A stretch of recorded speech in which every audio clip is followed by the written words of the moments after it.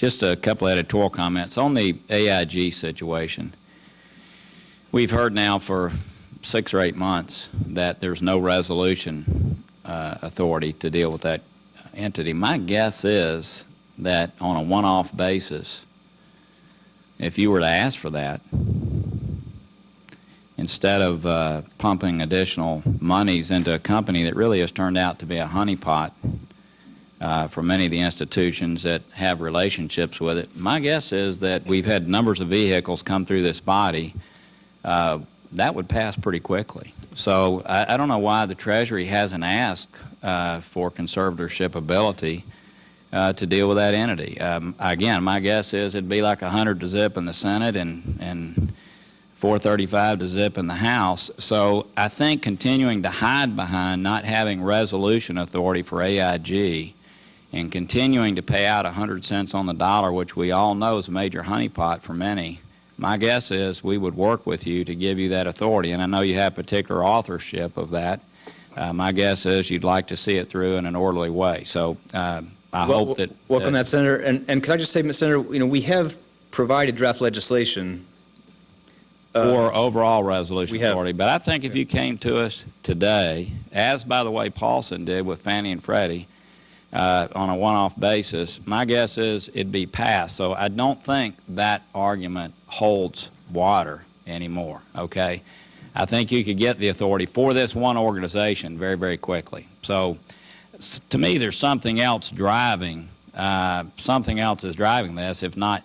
One other editorial comment. I know that we're going to have auto hearings later, and I realize that those negotiations are underway now. I do want to offer one comment. I know that y'all have offered ownership stakes in most unusual ways. I imagine there are streets in our country where there's a retiree, part of the greatest generation, those people who came before us, that bought GM bonds thinking that that was their ticket to retirement. And sitting right beside them, and a neighbor next door might be a UAW worker that's being treated totally differently. I mean, the way this GM buyout is now set with 50% ownership by the taxpayers, 40% ownership, 39 and change by the UAW, and yet the bondholders basically becoming toast, to me is something that's very politically, philosophically motivated in a way that shows no balance. Now, I think most of us are aware up here that once this is done, according to Steve Ratner, you're still going to have $80 billion in debt at GM. I'm not sure the public is fully aware of that yet. So after the bond exchange, there's going to be $80 billion in debt left, which is more debt than we began with. GM had $62 billion when this all began, okay? And so my guess is you're going to have to make additional offers, okay? The company cannot sustain $80 billion in debt. I'm asking that you consider fairness when you make the offer again, because there's going to have to be another exchange offer made, that you treat other retirees that have invested in these bonds thinking that GM would be something that they could and not do it in such a politically motivated way. I've heard that there's concerns about strikes. I can't imagine a greater public relations disaster ever happening. It would be a strike by the UAW if this sort of non-prorated bankruptcy structure isn't held to. But I would just hope you would consider that. So let me just move on. Those are a couple of, and I hear the word trying. You're artfully using the word trying to stay out of those decisions. Look, I know that Fritz was going over to see the Treasury and the UAW the day after a meeting with us a couple of weeks to make these major decisions. I hope that they will be done based on what is best for the company and not just certain parts of the country.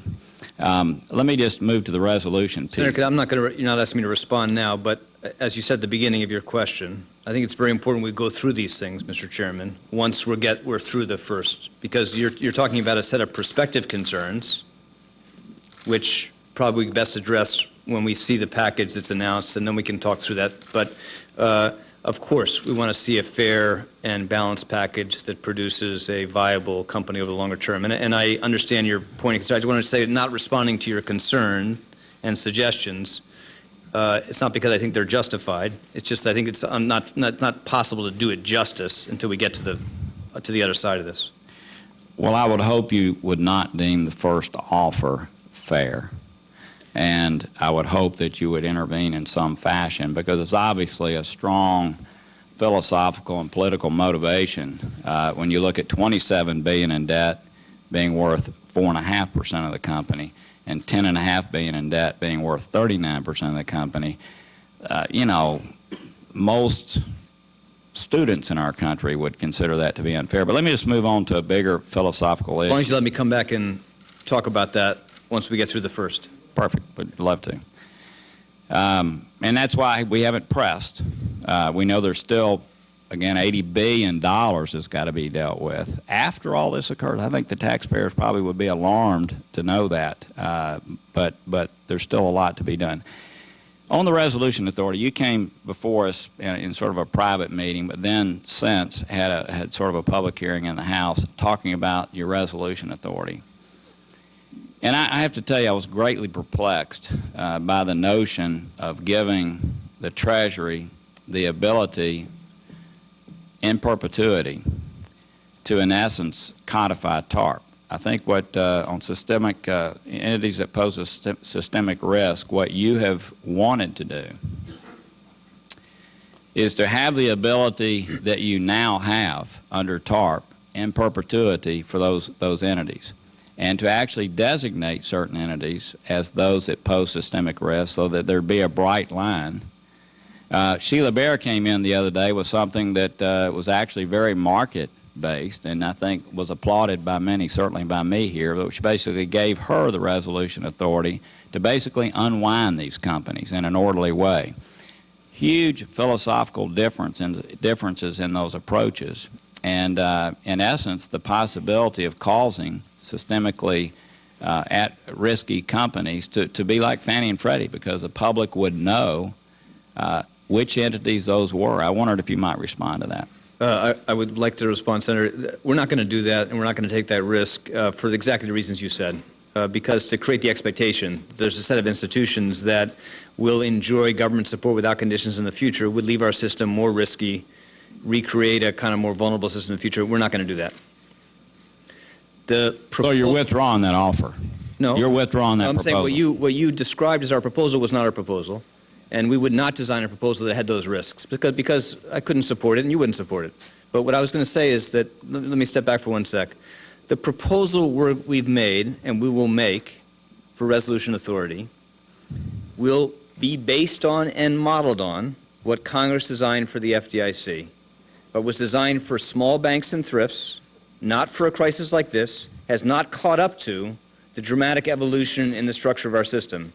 We need to take that model and modify it so it works for a large, complex institution built around a bank, or an institution like AIG could pose broad risks to the system. But the authority we're looking for will be replicated very closely on the authority you've given the FDIC. Same basic balance, same benefits, same constraints, same checks and balances, same protections against this being misused. That's the model we're working at, and I think that you will find that proposal to have all the benefits of the FDIC model and some of the same concerns and constraints in that model.